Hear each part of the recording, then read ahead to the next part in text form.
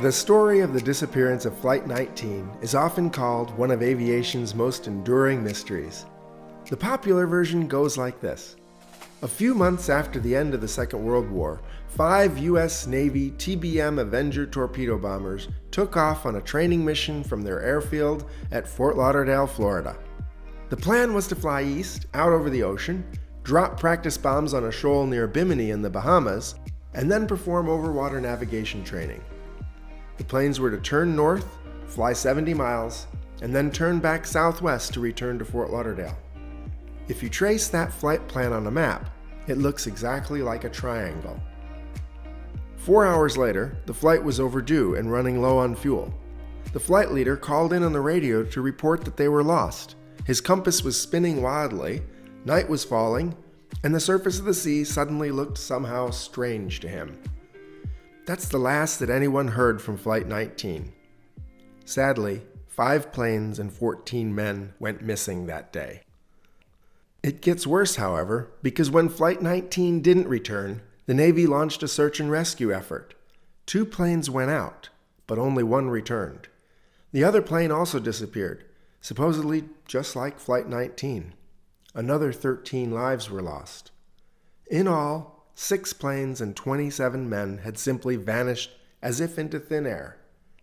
For the next 5 days, the Navy undertook an intensive search.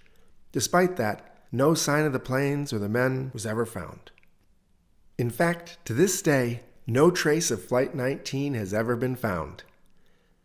This is the story that gave birth to the legend of the Bermuda Triangle. Hundreds of ships and airplanes supposedly have mysteriously vanished there over the years.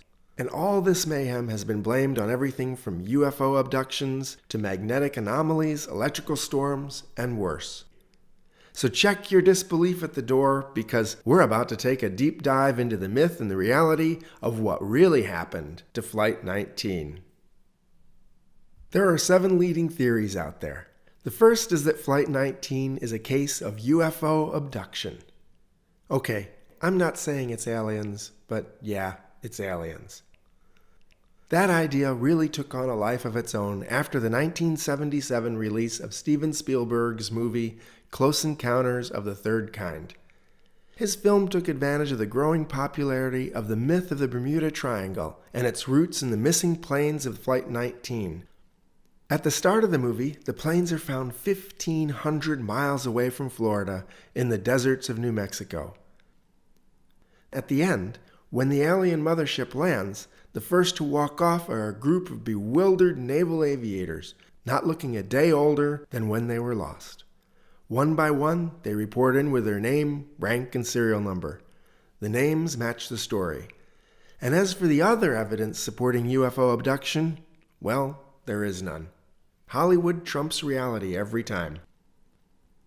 The second theory is that the planes flew into a series of strange electrical storms. Maybe they were hit by lightning. Their radio calls were blocked by electrical disturbances and interference. It's true that the weather was bad that day. When Flight 19 departed, the winds were strong out of the east, about 35 knots, which is pretty brisk. The ocean waves were 3 meters high, with white caps. But there was no lightning, and their radio reports weren't blocked either. In fact, there's even a transcript available that logs frequent and regular communications among the planes and with Fort Lauderdale. At one point, a Navy ship in the area was able to get a position fix on their signals. Still, the wind and waves were pretty strong. No doubt the pilots were pushed pretty far to the east by the winds.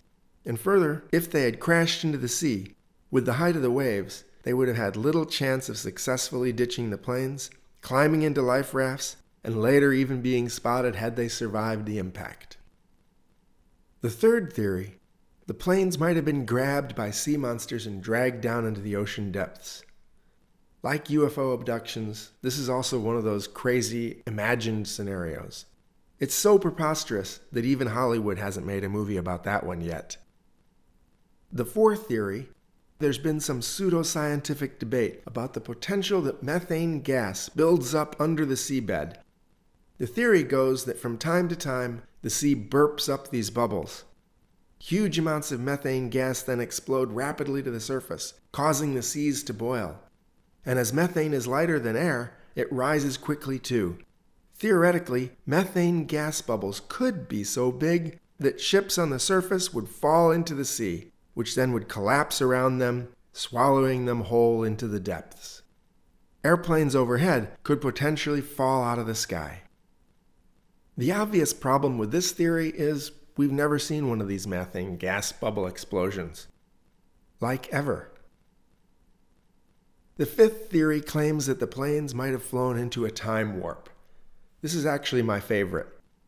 Folds in space-time somehow are supposed to come together just there, right in the Bermuda Triangle. Thus, over the centuries, hundreds of ships have sailed from one century into the next, going forward and backward through time. Sometimes they emerge from a fog, looking unchanged after 100 years at sea, somehow without any sign of their crews. Hollywood loves this kind of thing. There have even been a few movies done about that. But is there any scientific evidence to prove it? Number 6 is the rogue wave. The idea here is that the planes are flying along and suddenly a rogue wave comes out of nowhere and swamps them all at once. Together, all 5 planes of Flight 19 would smack right into the front of the large wave and sink to the bottom of the sea. Rogue waves do exist, and they can be 3 or 4 times the height of the other waves around them. But at their highest, they might crest at 100 feet. Typically, Navy pilots would fly at altitudes that range between 1,500 feet and 10,000 feet. If you saw a rogue wave ahead of you, why would you fly into it without pulling up? The 7th theory is the claim of magnetic anomalies. The story goes that Lieutenant Taylor, who was the instructor pilot leading Flight 19's training that day, reported over the radio that he had a wildly spinning compass. A BBC documentary from about a decade ago actually dramatized the radio report, and Lieutenant Taylor says something like, "My compass is spinning wildly, and the surface of the sea looks weird." Except it didn't happen that way. What Lieutenant Taylor actually said was this: "Both my compasses are out, and I'm trying to find Fort Lauderdale, Florida." So what we have is a case of an instrument failure, as was common in airplanes of that type in that era. So there was no wildly spinning compass. Also, there was no report of the seas looking weird. But with each retelling, the story of Flight 19 has slowly evolved. On the other hand, the Navy's first investigation blamed the loss of Flight 19 on the flight leader, Lieutenant Taylor. Radio transcripts from that afternoon proved that he was simply lost. He took the flight in the wrong direction, and in the end they ran out of fuel and crashed into the sea. As for the search and rescue plane, the Navy concluded that a problem with the fuel system caused it to explode in midair. Sailors on a nearby ship even witnessed the explosion. They steered over to see if they could find any survivors. There were none.